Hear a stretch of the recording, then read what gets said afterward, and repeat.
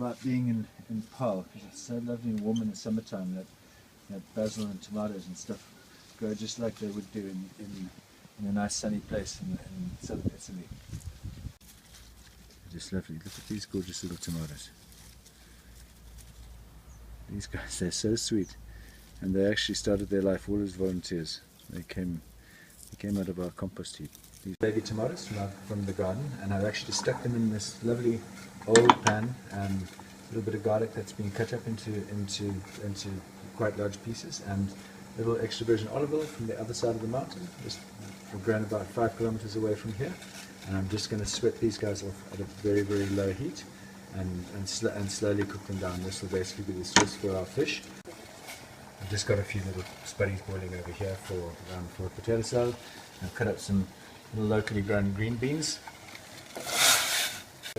Very tasty, these little guys. For the potato and bean salad, I've just boiled my potatoes off. They're nice little cubes. They're still nice and hot. I've got some real traditional style French dressing over here, which I substituted verjus, which is a little locally made product. And the verjus is made out of very, very green grapes. It's nice and acidic, but it doesn't have the same acetic quality that the vinegar does, and it's much nicer with wine. So I'll just dress. This is real traditional French style. It's got coarse grained French mustard, and it's got a wee bit of shallots in here. So just dress it very lightly, and I'll leave that to sit with the dressing in the spuds, and just let them absorb the dressing as they cool down.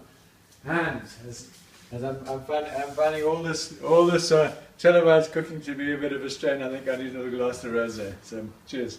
So we'll actually serve a bit of rosé with the fish at the end, and as an alternative, we're going to serve some Chenin Blanc as well. As ultimately, this is really all about wine and a little bit of crab. So cheers. And there's just lovely green beans, potatoes, these nice olives, your dressing. That's it. I'm going to just at the end. I'll just put a little bit of Italian parsley inside here, and that'll be a very nice accompaniment to our fish. To make the pesto, I mean, we just got really the simplest stuff. We've got a couple of nice cloves of garlic. We've got some local South African Parmesan style cheese. It's not quite as piquant and as yummy as the real thing, but it's not too bad. It's beautiful basil that comes straight from my garden. Pine nuts, and then just a little bit of salt. And we've got in this instance, I mean, it's nice. It's a lovely Himalayan pink salt. And what I'm going to do, I'm going to toast these guys in a pan, and then I'm going to put them into my little mixer and blitz them slightly. Then I will hand chop the basil and chop it up reasonably fine, and then put garlic and salt into my blender, olive oil, and then I'll combine all the various different ingredients in the blender at the end. I won't actually whiz them all up together. You'll find that if you do it like that, then you have nicer, the nuts are not all pureed up, and you have a nice bit of texture and chunk in your pesto. Bottomed old-fashioned pan to do the pine nuts in, because I didn't want the nuts to burn. If you burn them, you spoil them, and they're seriously expensive. So I've just cooked them very lightly. They've got a teeny little bit of colour. The flavours and the smellers come through. And now I'm going to hand chop them lightly before putting them into the blender, and I'll pulse them in the blender just for a few seconds after doing that. A little bit. Note, very nice 35-year-old Braun blender.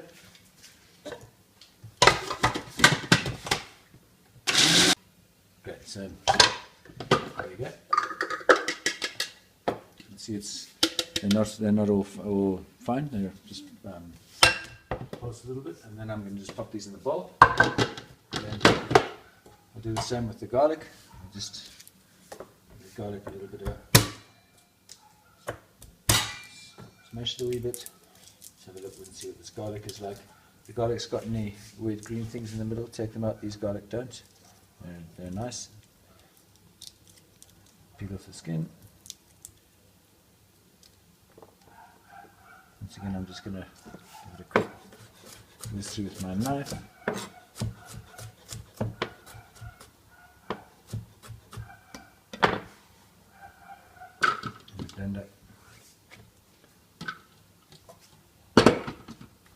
laid in here, and then put a wee bit of salt inside there. Give it a nice bit of oil. This oil in these little boxes is so cool. I need plenty of oil, so we'll need this. Whoops. And then lid on the blender. Yeah, the garlic is nicely pulverized into the oil. I shall put all of this lovely basil and also hand chop it.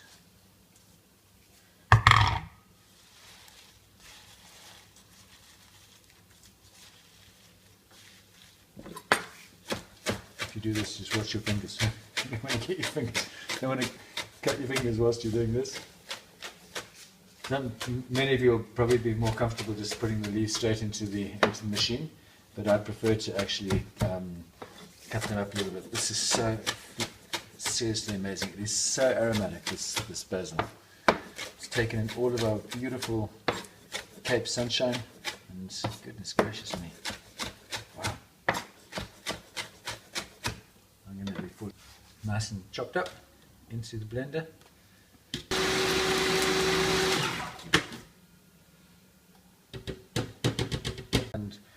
And oil all work together.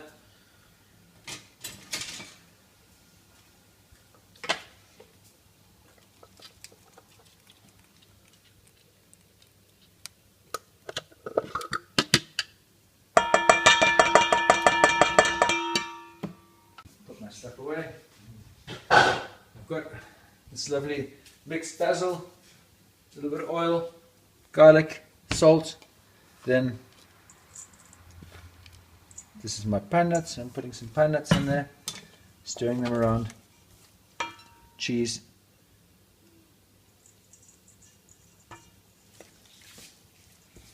Basically the whole lot is coming together. It's much better to do this than to do it all in the blender. To just make the thing up, make your pesto up in sort of in parts, and then assemble it. Sure, yummy.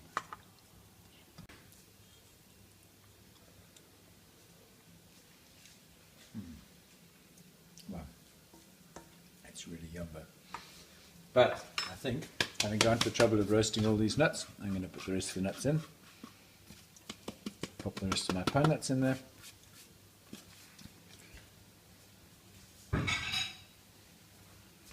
Give it a good old stir around.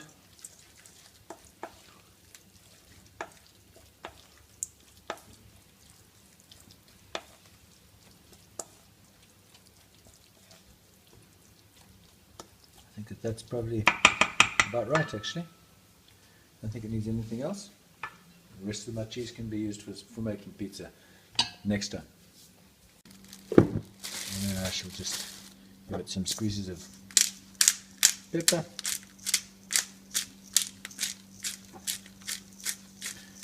A squeeze of pepper, and then just some regular salt. A pinch of salt.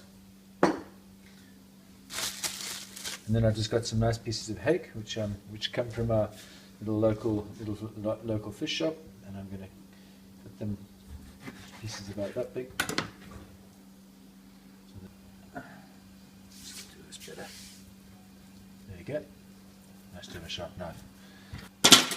Dishes in the bag. I'm going to cook up the little tail sections as well.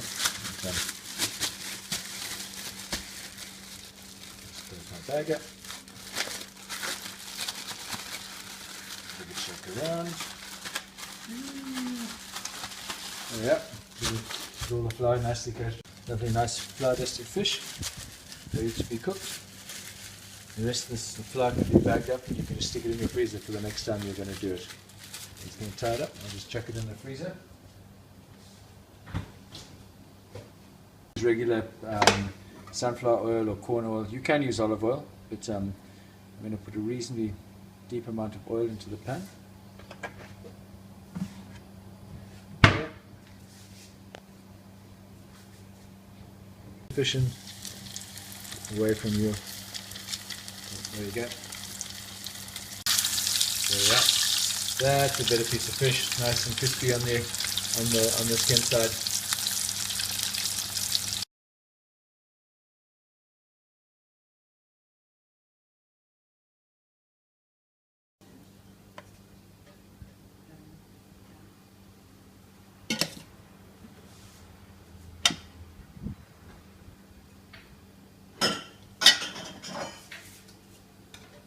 Nice lovely piece of fish. There you go. Super duper. And a wee bit of our tomatoes, which are just warmed through now.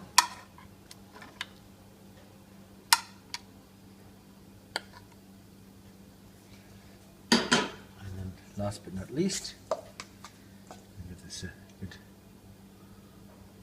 rub of pesto. Just to finish our little dish off, a few pine nuts, and there we go.